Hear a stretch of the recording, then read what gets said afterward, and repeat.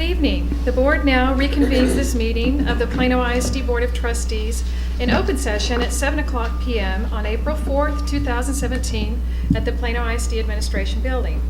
My name is Missy Bender, President of the Plano ISD Board of Trustees.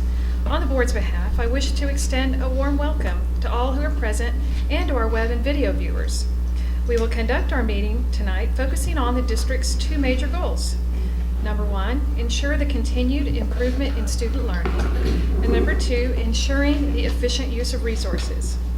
Let me start by introducing my fellow trustees and staff.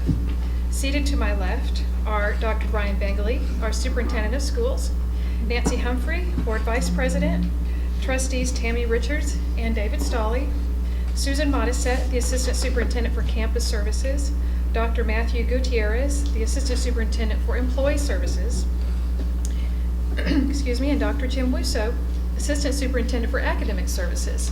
Seated to my right are Carolyn Mobius, Board Secretary, Trustees Marilyn Hinton and Dr. Yoram Solomon, Dr. Carrie Cooper, the Assistant Superintendent for District Services, Steve Fortenberry, Chief Financial Officer, Dan Armstrong, Assistant Superintendent for Technology Services, Carla Oliver, Assistant Superintendent for Government, Community, and Planning Initiatives, and Denise Gillespie, Executive Assistant to the Superintendent Board of Trustees.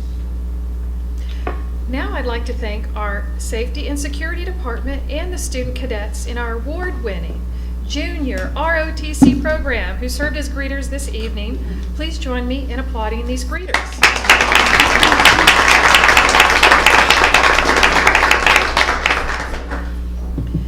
In just a moment, we'll get to spend a few more minutes recognizing their program, but at this time, I'm going to ask Trustee Carolyn Mobius if she would please share an inspirational message with us. So, the message of inspiration that I'd like to share is of encouragement as our community is preparing to make decisions in the upcoming May election. To the community, I ask that you carefully consider the leaders you want representing you and your family in all areas of education and local government, and government, national government. To the candidates, specifically school board candidates, I encourage you during your campaigns to become informed, responsive, and to invest in knowledgeable leadership.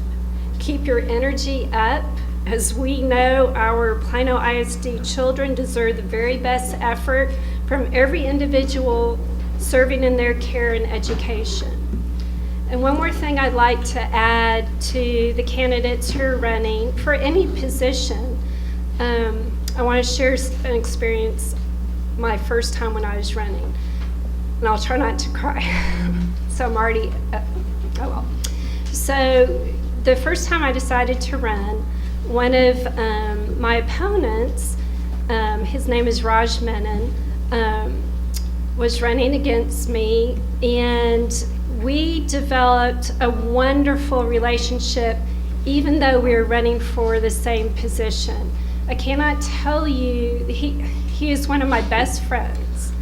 And my message here is regardless of who wins, every person that runs for this position can serve serve PISD, serve our local community in so many different aspects. We've had people in the past that didn't win that served on the academy committees and had very valuable input. We've had people that started junior achievement for PISD and really helped it take off much more so. And there's countless of opportunities. So no matter what happens, if you have a passion for public education or a passion for, city government or state government, whatever, don't drop out because you didn't happen to obtain the position you thought you were going to obtain. Look at Raj Menon, who ended up serving on academy committees, serving the Plano Symphony Orchestra, and now is a Collin College trustee. So, hey Raj, thanks. Thank you, Carolyn, and I'll share that today's date, Raj and I had coffee today. And he said, "Do you remember what today's date is?" Back in 2011. And he reminded me, so he pulled up the video, and that was the day that we approved the Academy High School. Today's date. Which my 6 years child ago. is graduating Yeah. from. So it's very fitting to have this commentary about him. So thank you. I'm sure he'll be happy to hear that. So thank you, Carolyn. In just a moment, you will recognize on the video monitors that we will have scrolling in just a minute. Oh, in just a minute. Okay. I'm leading to that. I know. We normally do the pledge immediately. I have a little preamble before that. Okay. So on the screens, we're going to be scrolling in this room an impressive number of names. In fact, hundreds of names actually of students who have received state and national awards so far this school year. It is evident by the sheer number of student achievements as well as the rigor of the competitions themselves that Plano ISD students excel at an exceptional level. This really doesn't happen by accident. It takes dedication and hard work at every level to achieve this degree of excellence. I understand that this is a partial list since many high-level competitions at state, national, and even international levels take place later in April and continue throughout the remaining school year. The board would like to take this opportunity to commend each of these students and their families for taking full advantage of the educational opportunities provided in Plano ISD and for their stellar achievements. We include families in this recognition because families are an important source of support for students and our district. We hear students when they make remarks thanking their parents for believing in them, and we as a board thank families for believing in Plano ISD as well. The board would also like to recognize the leadership role that these students' teachers, coaches, sponsors, counselors, and school administrators play in helping to guide students to this pinnacle of achievement. It touches us all as a board and makes us so proud to see so much going on so well for so many. Now I'd like to again call your attention to the JROTC cadets as part of this recognition of achievement. These students this evening will be leading us in the pledge, but first let me introduce them to you and why they are here with us tonight.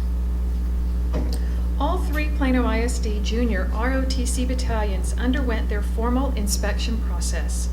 The Wildcat, Panther, and Wolf battalions all earned the JROTC program of excellence distinction, which is symbolized by the coveted gold star. This places these three programs in the top 10% of the more than 1,700 Army JROTC programs around the world. Please come forward as I introduce you. So when I call your name, you'll please come forward and just stand in front of the board and then please face the audience. Representing the Plano Senior High Wildcat Battalion this evening are Cadet Lieutenant Colonel Madison Charles, Battalion Commander. Cadet Major Tanner Cedrone, Battalion Executive Officer. Attending from the Plano East Panther Battalion are Cadet Major Miranda Chastain, Battalion Executive Officer. Cadet Command Sergeant Major Joseph Cruz, Battalion Command Sergeant Major. And representing the Plano West Wolf Battalion are Cadet Lieutenant Colonel Juan Chavez, Battalion Commander. Cadet First Lieutenant Michaela Blanton, Battalion Executive Officer. And Cadet Michael Mansour, Battalion Command Sergeant Major. Please join me in applauding these students and their battalions.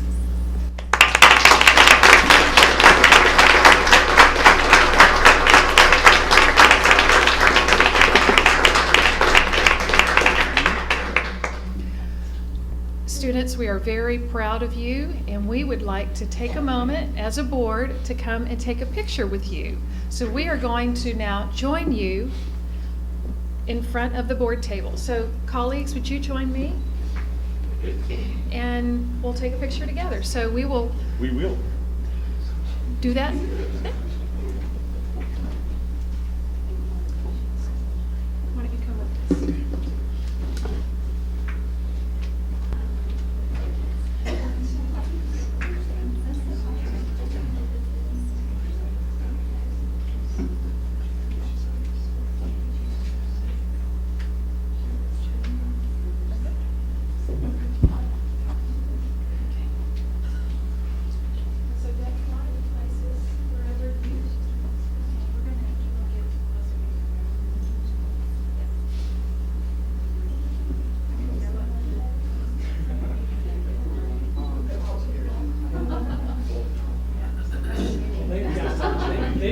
So if you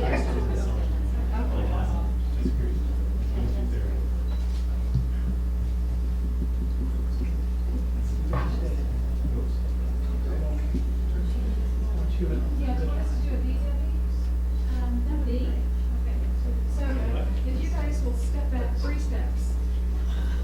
And then 2 and then 1, so make a little handshake here. So today my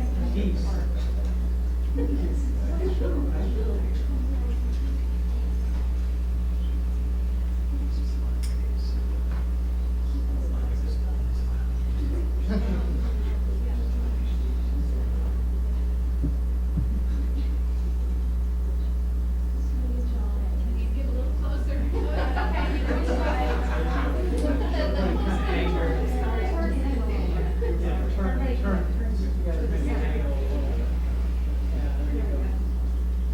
It's okay, we know what we're doing.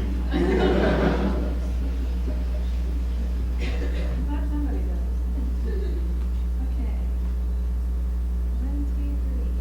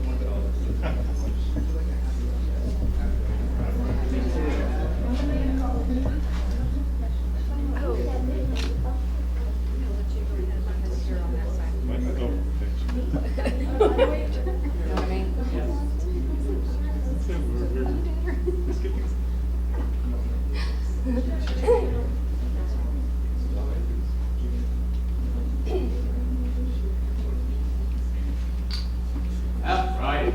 Hey.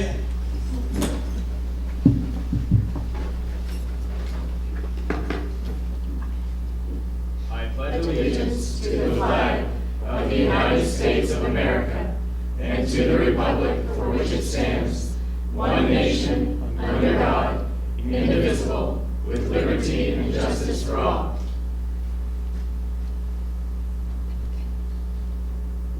Honor the Texas flag. I pledge allegiance to thee, Texas, one state, under God, one and indivisible.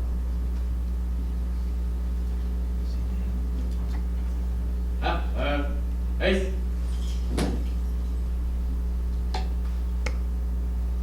Take your seats.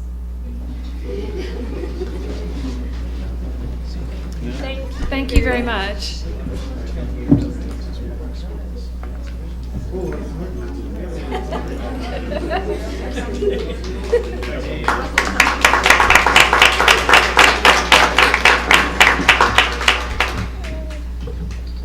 All right. Thank you, cadets. We will now move on to the recognition part of the agenda. Ms. Oliver, do we have any student guests to be recognized this evening? We do, President Bender. We have one. Would Boy Scout Troop number 895 please stand to be recognized?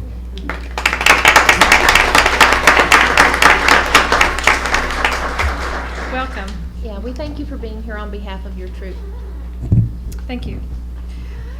We will now move to the regular public comment portion of our agenda. For the public comment portion of the agenda, the board has public comment cards that are accepted from 6 to 7 p.m. Cards are not accepted after 7 p.m. and are not transferable to other parties or speakers. All cards will be collected and given to Carla Oliver or a representative of the Communications Department who will present the speakers during this time. Ms. Oliver, do we have any speakers for public comment? We do not for agenda or non-agenda. Okay, thank you very much. We will now address the consent agenda, which includes personnel recommendations, minutes of previous meetings, bids, purchases, and construction items. Are there any requests to remove an item or items from the consent agenda for further discussion?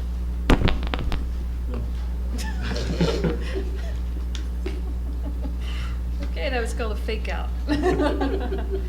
All right, thank you. Do I have a motion to So- approve the items as presented? So moved. Second.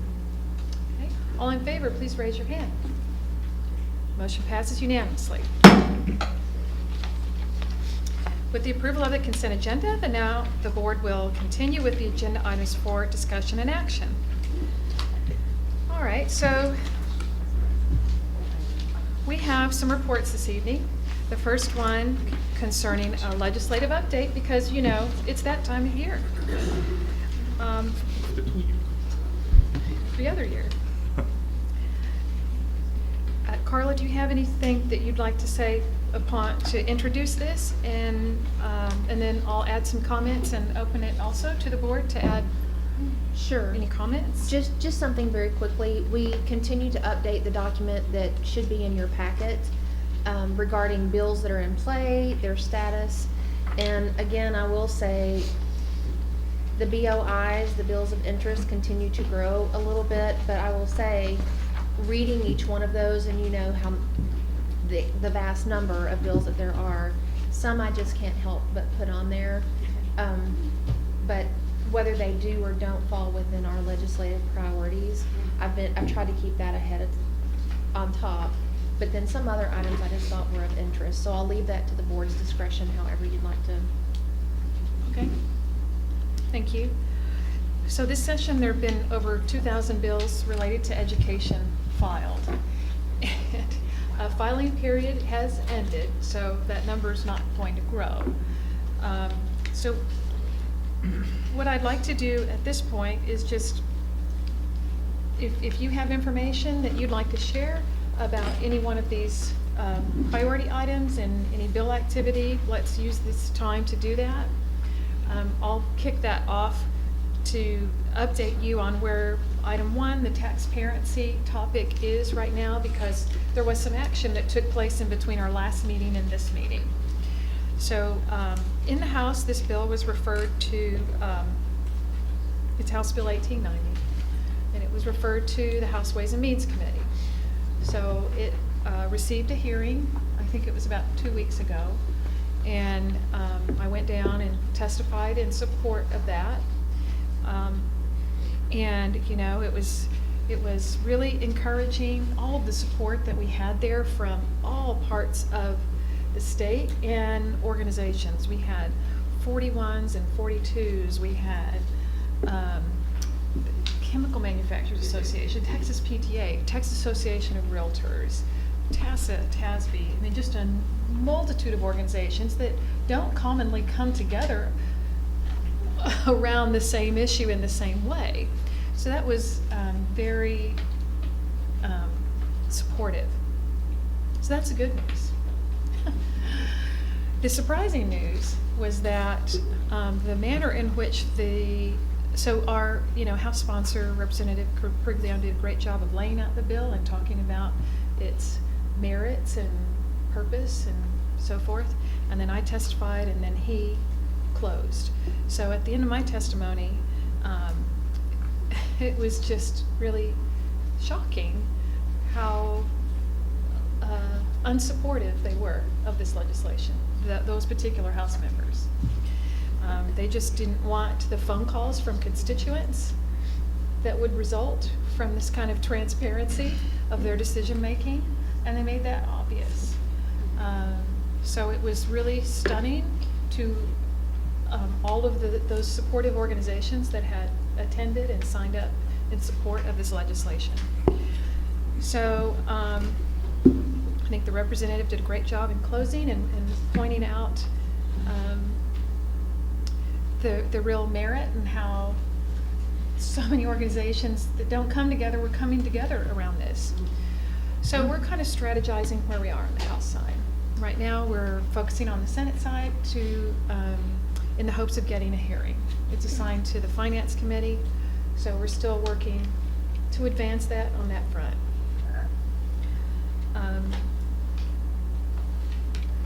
Is anything else? Well, I was going to ask a question. Sorry, I can't talk. I'm thirsty. The amendment that we talked about with regard to the Right. the notice and Mhm, such, yeah. will that be considered, do you think? So, okay, you'll see on your list here, there's House Bill 15, okay, by Dennis Bonin. He's the chair of that particular committee. He had actually talked to Christy Roan. His Okay. office had talked to her about incorporating this language into that bill. Okay. Okay, the day before, 2 days before this hearing. But given his lack of support for the actual bill that we were talking about. He didn't want to attach to it. It looks like there's a disconnect maybe between his priorities and the staff recommendations. Okay. So it could happen, and it would probably, that might be the vehicle. So we can follow House Bill 15. Right, we would need to, you know. Okay. You know, I agree with you that I'm surprised that our lawmakers don't want to give transparency in taxation. And just to be clear, our officials here were supportive. Right, but You know, the our committee- delegation has been committee. supportive You're of this, right. and we really appreciate that. It's surprising that the larger, Right. you know, folks, at least the folks on that panel Right. were not supportive. Would it be helpful for us to reach out to that panel individually? Really, what we need to do is to have their school districts reach out to them. Okay. Okay. And so Christie's been working on the merit of that versus pushing on the Senate side. Mhm. So Liz Morris was following up with her on, you know, that strategy. Well, I want to thank you for taking a whole day to go down there and wait in line to testify on behalf of this, so thank you. Thanks. I appreciate the board's support of this, you know, initiative. And I think we have our community's support too. I think so. I would just love it if every time one of them said transparency, we could kind of go ding. Right. Yes, we believe in that, and transparency. Well, we're not giving up. Okay. And, you know, we'll continue to advance this. And, you know, honestly, if they don't like it, we still have the ability to communicate with our taxpayers in a fashion of our choosing. Exactly. So I've already been investigating with Steve that opportunity to send out a full-page description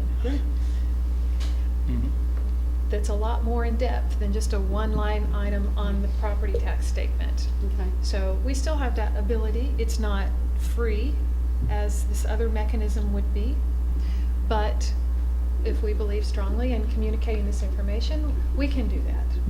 Well, it shouldn't be overly surprising that they don't want to receive phone calls from constituents, considering this is the same body that legislated to put on tax bills.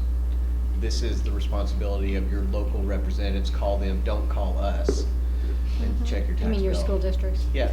Oh, yeah.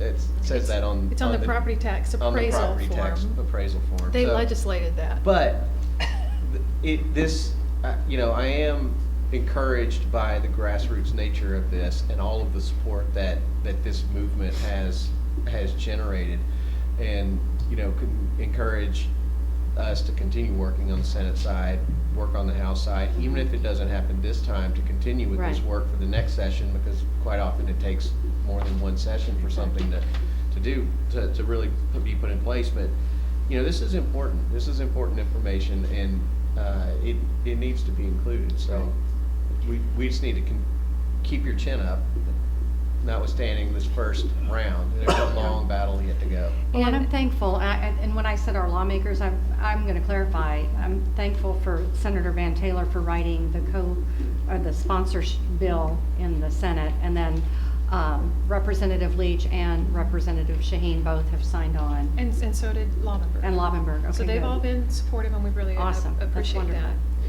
So, you know, it takes a while sometimes you plant a seed and you continue watering it, so we're cultivating.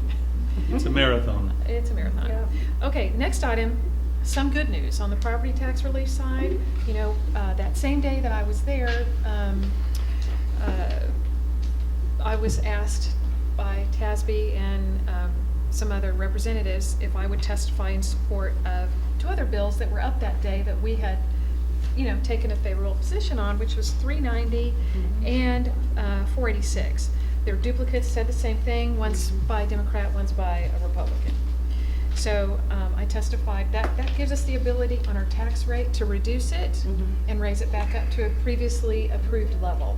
So if in 1 year we could, if we could reduce the tax rate a penny or two this year, but we would need that next year in order to make that recapture tax payment, we would be able to help our taxpayers as much as we possibly could without holding another election. So this legislation has been out there. This is, I think, the third session. It just, you know, it's just here again. So I testified in support of both of those two. They moved out 486, which is the Republican version of that. So they approved that. So that is some good news. That is some property tax relief that we had been, you know. Do we have a companion in the Senate for that one, 486? That's a good question. It is that Senate Bill 1267? Okay, Okay. thank you. All right, so that's what I know about that. Assessment and accountability, that's kind of something that Dr. Bailey's been working on.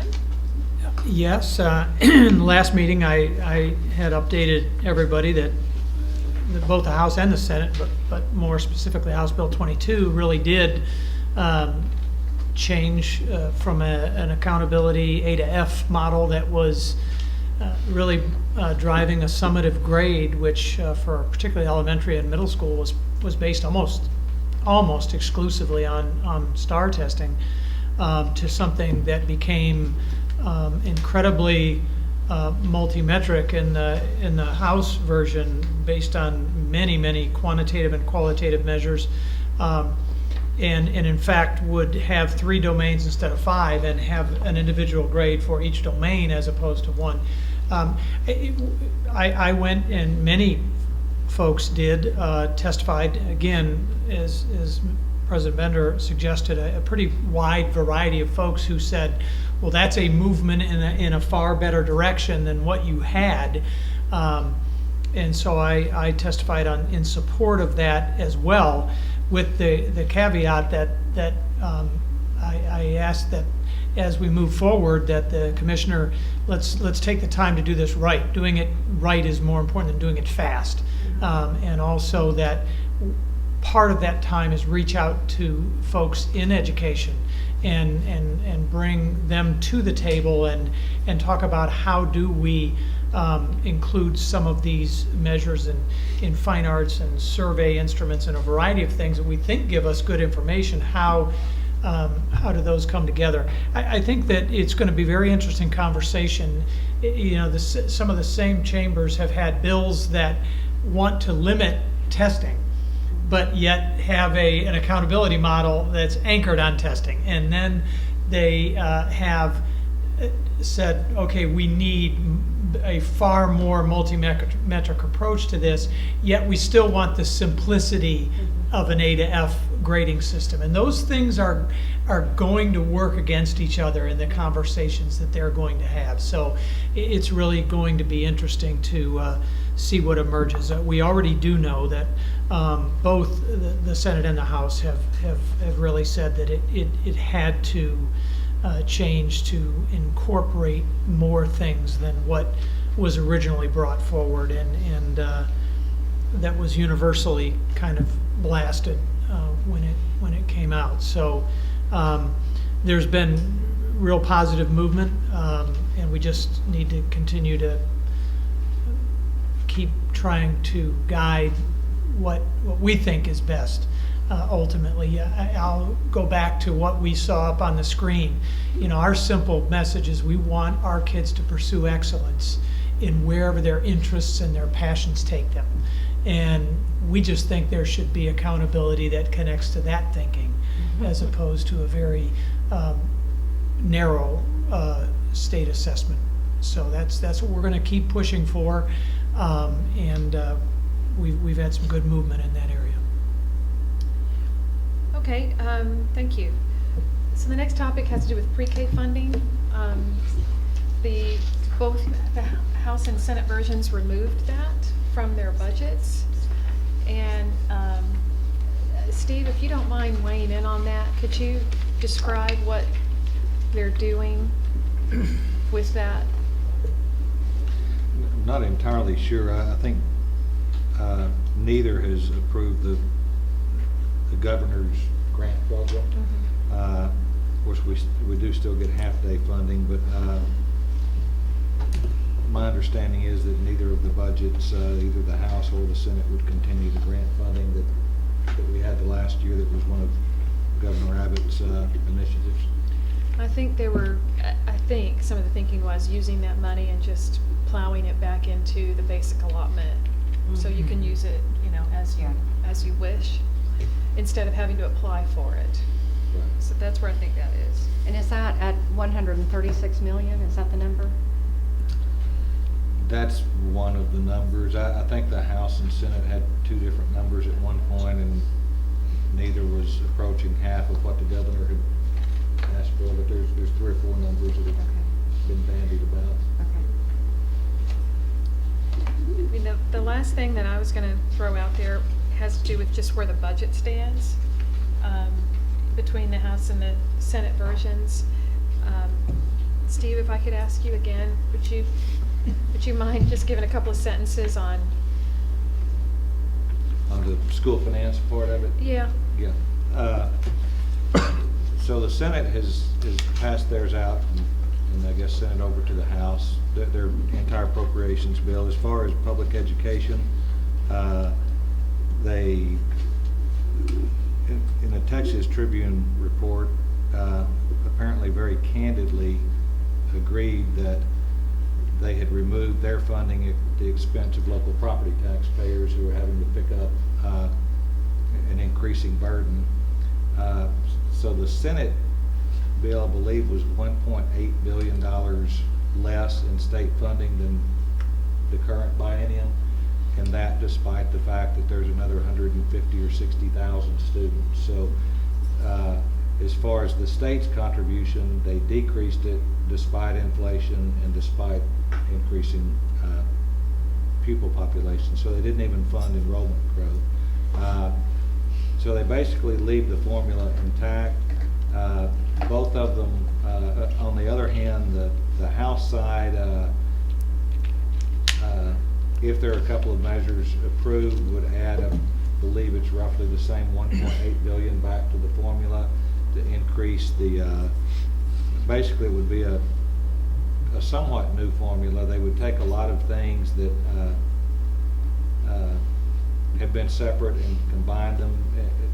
For instance, we as a Chapter 41 district do not get any benefit from the transportation allotment, but now we would under the formula that the House has proposed.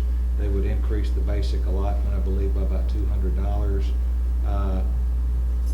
So obviously that would be better than the Senate's budget, which has reduced their contribution at the state level by almost $2 billion. The good thing with both of them, both the House and Senate bill do increase the Austin yield, which drives what we get on, we call it the golden pennies. It's 6 pennies out of our $1.17. Both of them in their bills have made provisions to increase that based on what Austin ISD's current wealth per student is. So districts, I guess any district at $1.04 would benefit for at least 4 of those pennies, and districts that have had a TRE would benefit on 6 of those pennies. So that's definitely a positive, and the fact that it's in both the House and Senate version gives us not assurance, but quite a bit of hope that it will remain in there after they negotiate their differences. Okay, thank you. Any other comments? I think, we've talked quite a bit in the past 6-7 months about the fact that the state's share of public education spending is declining at the expense of rising property values, and how that really doesn't seem right, the right way to approach things. It's not anything they're doing in the dark of night. One of the senators on the budget committee actually gleefully acknowledged that's what's happening in the media. So, again, I think this is like the transparency issue. Is that there is a grassroots developing movement regarding this as well that started months and months ago, and so I think this is something that we should all watch and see if there's you know, a way to push this, because this is not, they are leveraging rising property values, which really does a disservice to districts like us that are paying in. So just to be clear, what's happening is all of the increase in all the increase in taxes that we are all paying because our property values went up are going to the state, and they are using that amount to reduce their contribution to education, and they're using that money for other purposes. So That's what's what you're, and so they're contributing 38%, whereas the state used to contribute 50%. Just a few years ago. It is disappointing because after that, that group that went around Texas, the committee and. The Property Tax Reform and Relief Committee. There you go, Senate. that was the name. And it doesn't seem like they listen to the people. So I sure hope that they really go ahead and take the bull by the horns and take care of what is existing now, because it's not helpful. And it's certainly, yes, we have businesses coming to the state of Texas, but they're not going to keep on coming if our education system ends up failing our kids. So they need to, I would say it a different way, but I won't. They need to deal with it. Okay. All right, thank you. So, Ms. B, I'm gonna ask you this. So, both bills have been removed. They're gone? No. So the one that I testified on in the House is pending in committee, so they took no action, all right? So they can either take no action and it dies, or they can take action and advance it or kill it, okay? The Senate hasn't even had a hearing on the bill yet, so there's still hope there to get a hearing and go through the same process there. The third way is as an amendment to some other bill. When it hits either the House or Senate floor, somebody else could tack on this language to one of those other bills. Okay? So there's still opportunity. And if all of that doesn't happen, we'll take the bull by the horns and communicate our message our way to our With the tax constituency. statement. With a tax statement or a separate letter or something. Honestly, I think if y'all didn't wait too long, since I'm almost gone, that's why I'm saying it that way. If you would start trying to visit with different political groups and go to their meetings and ask if you could give a presentation, short presentation, I think that it would be very interesting what would happen, because I think they would get phone calls, and you know, we have enough political savvy people that they know that it's not necessarily their legislators they need to call, it's the people on those committees that are holding up the process. Yeah. So that's just a suggestion. Yeah. And my hope is that we'll put together our own communication, you know, our own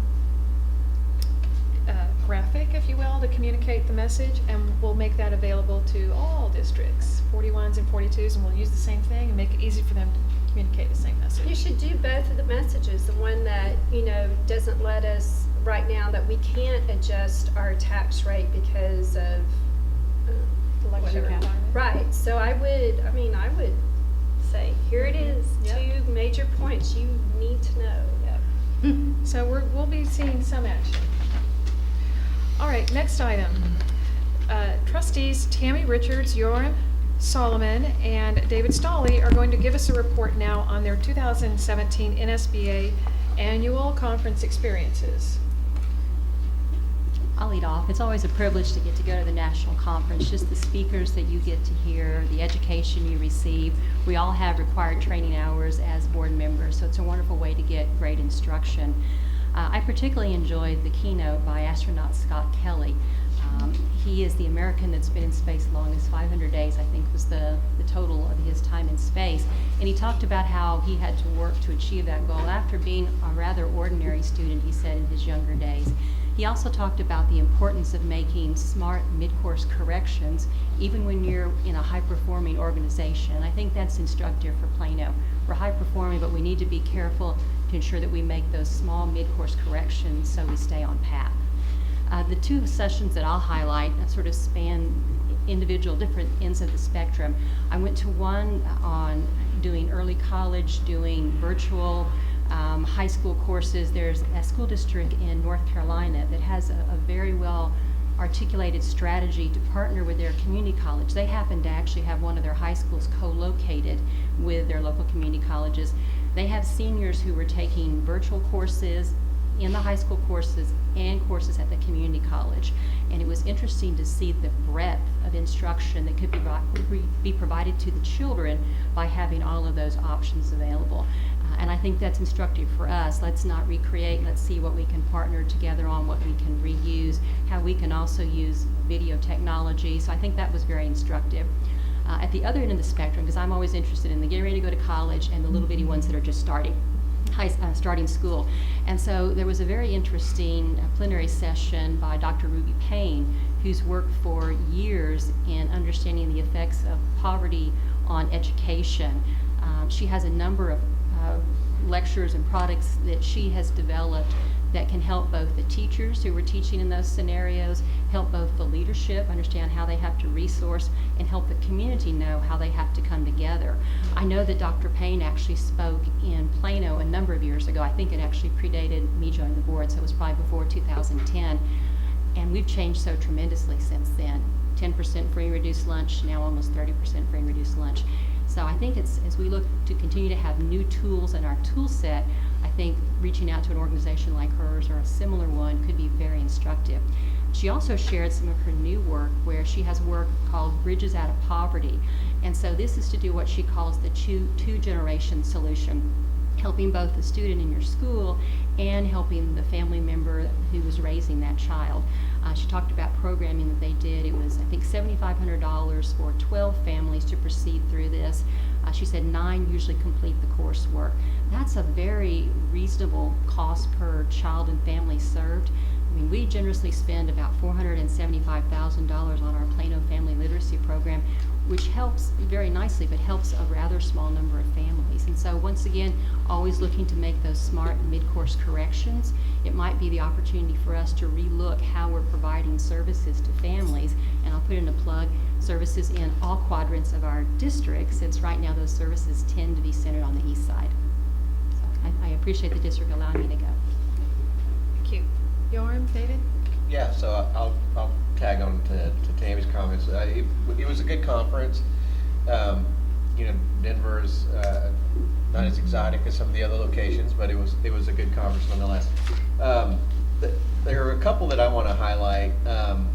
One of which was the first one I attended was called Why is CTE Important to Me? And what I want to comment about, this was presented by a group out of Arlington, Virginia, and they talked about CTE instruction and programs and academies, and how those are important to school districts and can be integrated into school districts. And what was noteworthy about this presentation was much of what they said and advised people to do, we are actually already doing. Notwithstanding or rather with our current CTE programs, and then with what we're planning to do. And so I was very encouraged by that, and the fact that you know, a leading presenter around the country, or a leading district in the country, has been asked to present at the national conference. We're right up there with them. And so that was very good. The other session I want to mention was a guy by the name of Scott McLeod, who is at the University of Colorado, Denver, formerly in Iowa. And his presentation was called Closing Relevance Gaps. And I told him, I walked up to him afterwards and said, this is the best presentation I've ever seen at any one of these things.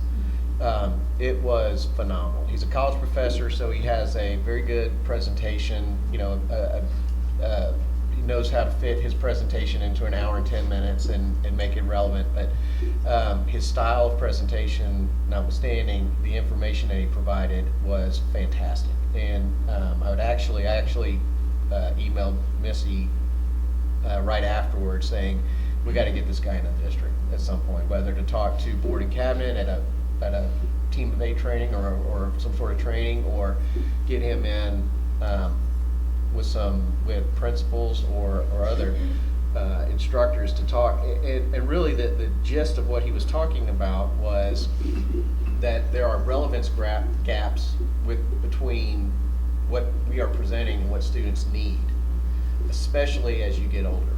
and that what they've got research that's showing that, you know, you lose kids as they get older into high school and senior high age in terms of the information that you're providing and the instruction you're providing. And so closing those gaps to get them ready for the next stage is what he's focused on.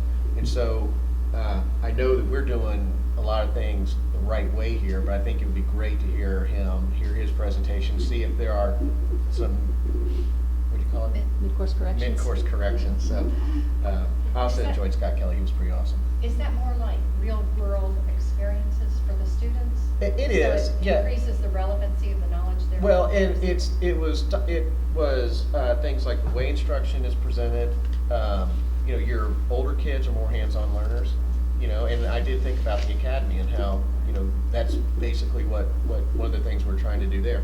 But real-world experience, real-world examples, real-world lessons, problem solving, team solving, you know, those types of things that are really this generation of students is going to need as they go forward. And we've studied this for my entire time on the board, that, you know, the kids who are coming out of high school now need skills we don't even know to do jobs that haven't been invented yet. Right. And so that's what they're talking about. So I'd recommend, if possible, we investigate this guy to see if what he has to offer is something that would be beneficial to the larger group, either at this dais or within the district itself. Did you say the academy that we looked at and all of the list of competencies in the Future Industries Academy, is that something on the same? Yeah, and that was actually plane? really more touched on the first presentation I went to of why CTE is important to me. And that's exactly what they talked about, was partnering up with local schools, local businesses to create real world opportunities for these kids to almost intern, you know, have an internship opportunity. And those are all things that we talked about as a subcommittee, and that we know that the next academy committee is going to be talking about as well. You know, some of the takeaways when we go to these conferences, and I wasn't able to go this time, but it's always confirmation of we're doing things the right way. That's a good thing. Comments? Other than project-based learning and STEM, did you mention any other curriculum? No, this wasn't really a curriculum-based discussion. This was more of a global, how do you approach as a district? And he didn't talk specifically about a specific type of curriculum. Bjorn? Okay, so I have 3 sessions that I wanted to highlight, but before that I had a very special experience going to Denver this time. As much as I'm an early adopter, this was the first time I used Uber, and the second and the third and the fourth, and it's really cool. Who knew? 3 sessions. The first one was a 2020 vision, governance to empower teams for excellence and innovation. And it was really about team dynamics, and that's an area that, as you know, I'm very passionate about. They used a book by General McChrystal, Team of Teams. And it was interesting, the approach that district had to how do you delegate things, how do you put boundaries around teams and let them work within those boundaries. That I found interesting. The second one was future ready schools. So Jim, this one is for you as we're thinking about the future industries academies. There is a website and they have a lot of activity around it called futureready.org. And what they do is, I didn't get a lot more from them other than the make the commitment to be ready for the future. And one of the things that we know about the future is that we don't know the future. And so how do you prepare for that? How do you make sure that you have kids that know how to learn rather than kids who learn from us and we don't know what the future is? So I thought they have an interesting framework. There are 20 states right now that have adopted this framework at the state level. So there are resources at the state level that you can use. Texas is not one of them, not at this point. There might be pockets in Texas that are adopting this, but I would just encourage, as we're working on the Future Industries Academy, to just take a look at the futureready.org and see what they're doing there. It was a joint presentation by people who work there at Future Ready and people from a district. The third one actually was the one that I was impressed with the most. I'm glad we have the police officer at the back to make sure if somebody comes up to shoot me, shoot them first. And that was a session on year-round school. It was really interesting. It was a district in Missouri. It's a district smaller than Plano. They have 21 elementary schools. They used some research that Malcolm Gladwell used in Outliers, and they showed a very good video graphic that showed that middle-income students start kindergarten 6 months ahead of low-income students. However, what happens in the summer, and during the school year, K1, 2, 3, 4, 5, during the school year, they all make just about the same progress. And then you get to the summer, and in the summer, middle income or above continue to make a little progress, and at least they don't lose anything. Low income students fall behind. And they claim that research showed that by the end of the 5th grade, the gap is 2.5 to 3 years. So we're starting 6 months behind low income kids, and by the end of 5th grade, it's 2.5 to 3 years. Now, an interesting, you know that here in the US, on average in general, we have 180 school days. Well, they compared us to the world, and I remember in Israel that we went to school more. In Israel, it's 216 days. In Japan, it's 234 days of school in a year. What they decided, that district, is they took 2 elementary schools that have higher percentage of low-income students. So you have those who are 6 months behind and then during summer would continue to fall behind. They took those 2 schools and they decided to add 31 days in those elementary schools. That increased the school year from, they had 186 before, and it increased it to 217 days in a year.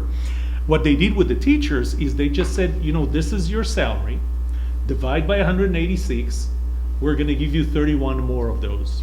And they let the teachers opt in or opt out. So specifically because they addressed to very specific schools, the teachers had the opportunity to say, and some of the teachers did take that opportunity to opt out and say, you know, I can't, I have plans for summer, I can't teach during the summer. And they all had other jobs throughout the district. And in that district, there are other teachers who said, oh, I'll take the extra 31 days of pay.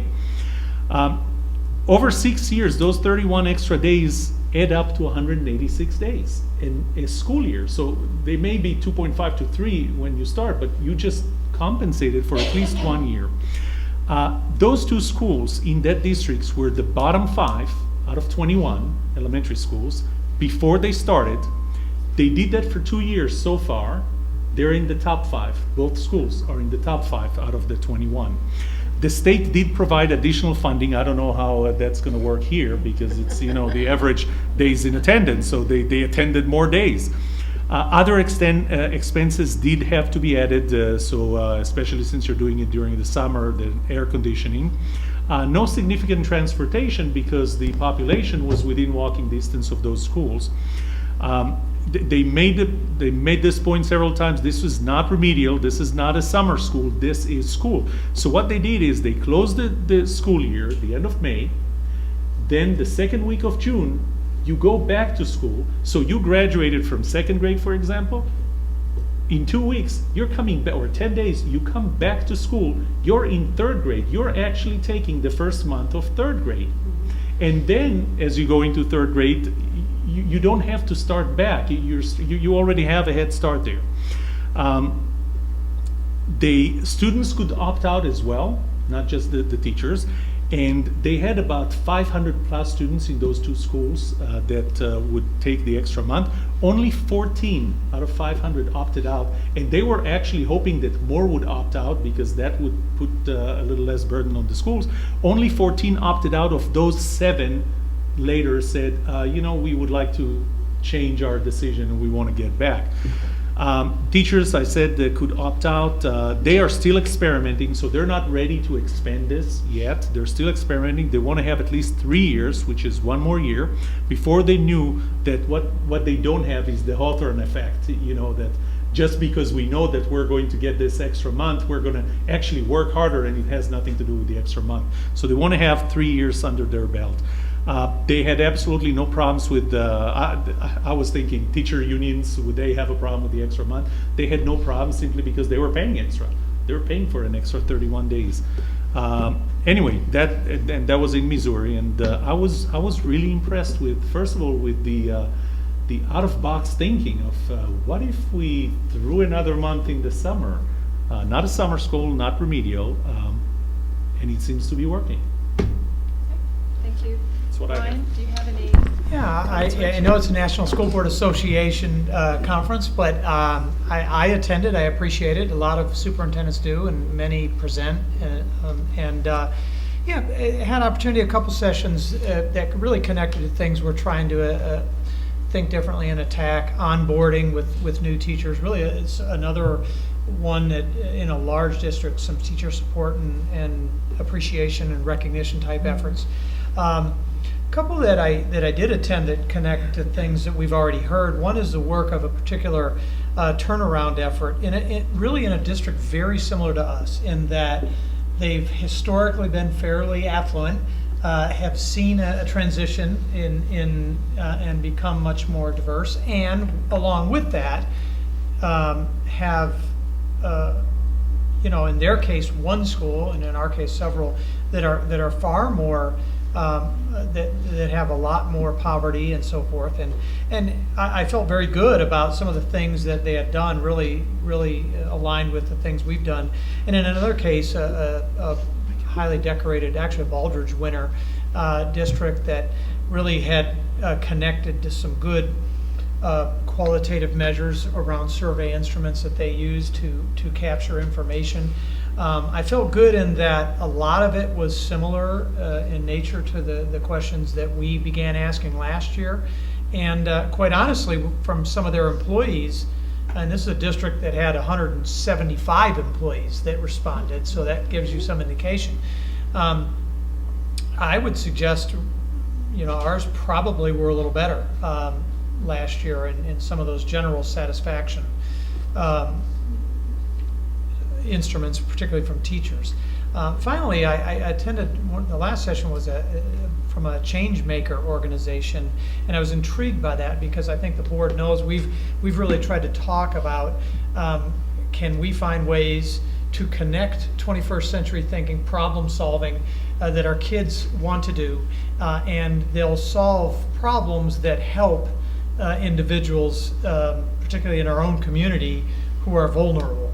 And the idea is that the only way they can solve these problems is to learn what we want them to learn, whether they're in engineering classes or they're in science or you name it.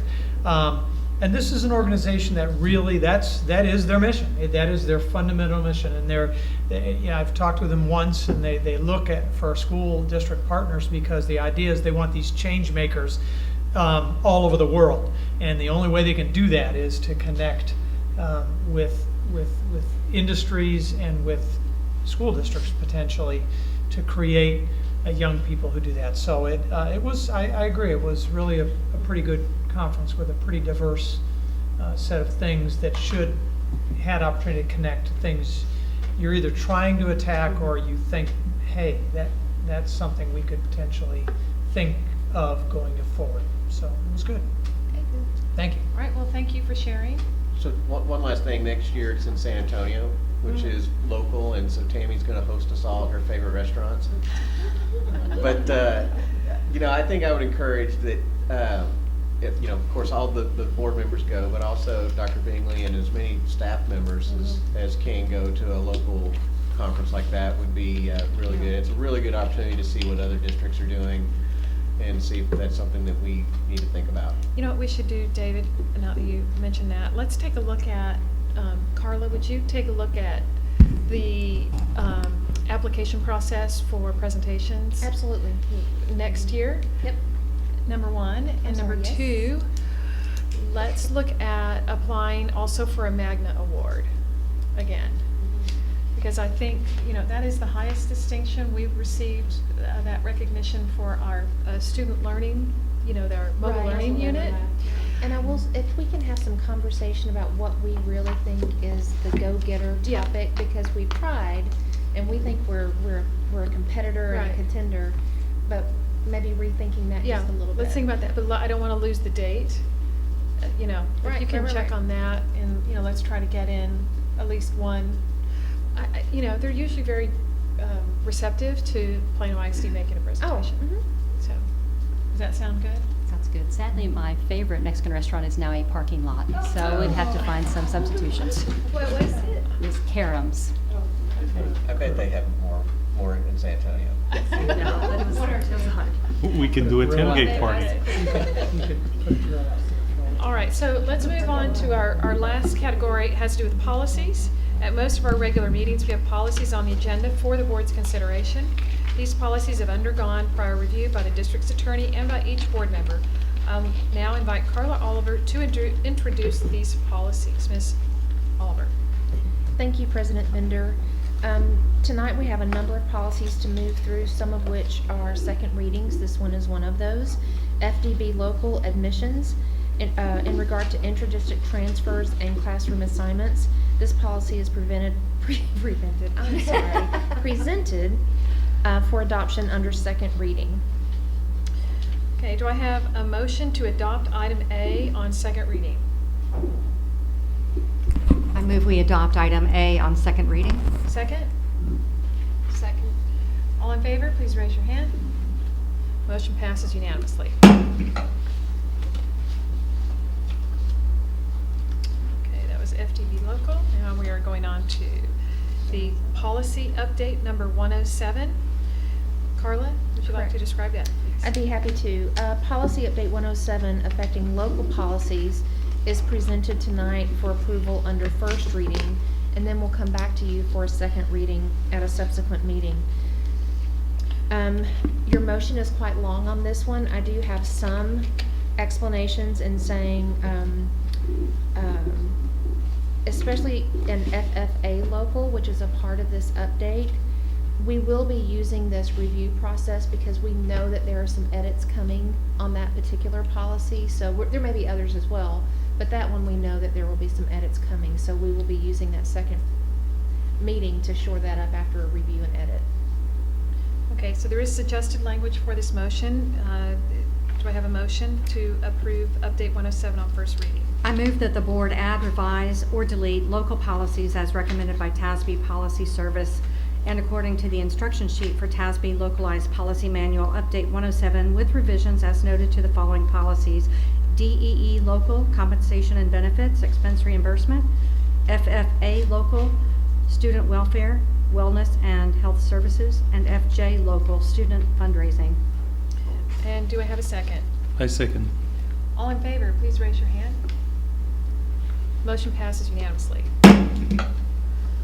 All right, next item is E, which is EIF local. Ms. Yes, Oliver. thank you. EIF local pertains to academic achievement, specifically graduation. This policy is presented for approval under first reading this evening and then would again be brought to you under second reading at another meeting. It's been updated to align to desired change in practice at the Academy High School and was recommended by staff. Do I have a motion to approve item F, policy EIF local, on first reading? I move that we approve first reading of policy EIF local. All right, do I have a second? Second. All in favor, please raise your hand. Motion passes unanimously. Ms. Oliver, could you please describe item D, FFAC regulation, please? Yes, thank you. As you know, sometimes we bring either regulations or exhibits to you for review as a courtesy, and we'd like for you to vote on having had that review. This is one of those. This is FFAC regulation in regard to wellness and health services, specifically medical treatment. It's presented for review under second reading this evening, so you've seen that before. Thank you. Do I have a motion to review item D on second reading? I move that we review FFAC regulation under second reading. Do I have a second? Second. All in favor, please raise your hand. Motion passes unanimously. Thank you. Now we are on item E, which is FMG exhibit. Carla. Yes, thank you once again. This particular exhibit for your review this evening is in regard to student activities and their travel. It is presented for review under second reading, so again, you've seen this one before as well. Do I have a motion to review item E on second reading? I move that we review FMG exhibit under second reading. Do I have a second? Second. All in favor, please raise your hand. Motion passes unanimously. Okay, last policy. There was last That was the last policy. I'm on my next tab, sorry. Carla over there. I think Make it's a one wrap. on Carla. It's a wrap. Little writing. Okay. All right, so that concludes our policies. We do not have any speakers at this time, so we do not have any to recognize. And with no further business, this meeting of the Plano ISD Board of Trustees is adjourned.